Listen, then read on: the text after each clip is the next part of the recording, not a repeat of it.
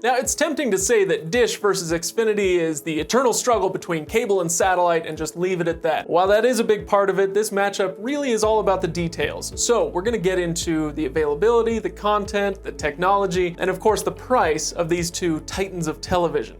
So let's dive in.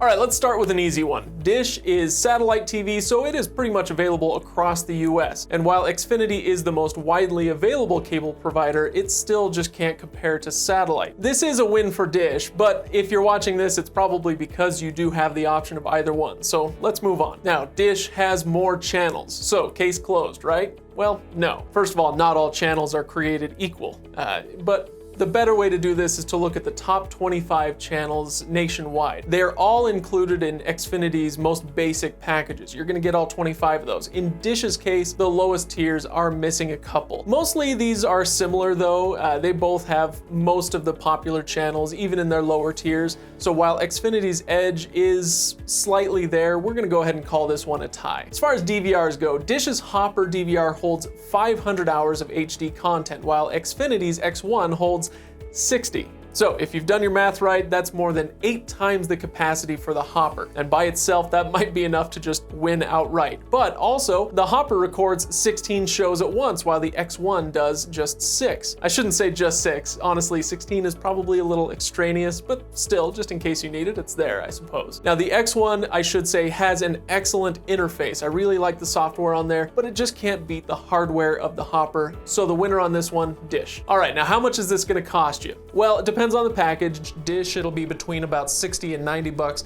Xfinity between about 50 and 105. The thing to watch out for on the Xfinity side though is fees. Xfinity gets a lot of dings there. Local channel fees, regional fees, and on and on. You could pay up to 20 bucks more depending on your region than what you saw on your contract. Now, the good news for Xfinity is that they have a no contract option. It is 5 or 10 bucks more per month, but it is nice to have that option. Dish doesn't have it. They require a 2-year contract, but the nice news there is that they don't have one of those price hikes in the middle that we're all used to. Are you confused yet? Really, what it comes down to is that over the course of a couple of years, Dish, generally speaking, depending on the plan that you go with, kind of apples to apples comparison, Dish will cost you a couple $100 less over those 2 years. So we give the win to Dish again on this one. Now, does that mean that you should just go with Dish? Well, hold your horses for a minute. Xfinity is more expensive, but it does have the reliability of cable going for it. And I barely even touched on the X1 software and interface, which really is pretty great. I can't recommend it highly enough. Overall though, yes, we do end up recommending Dish over Xfinity most of the time. Xfinity is great in many ways, but Dish just wins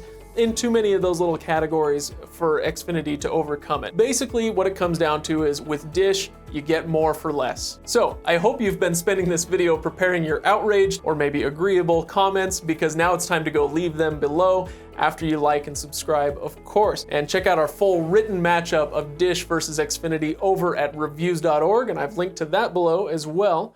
Thanks for watching, everybody.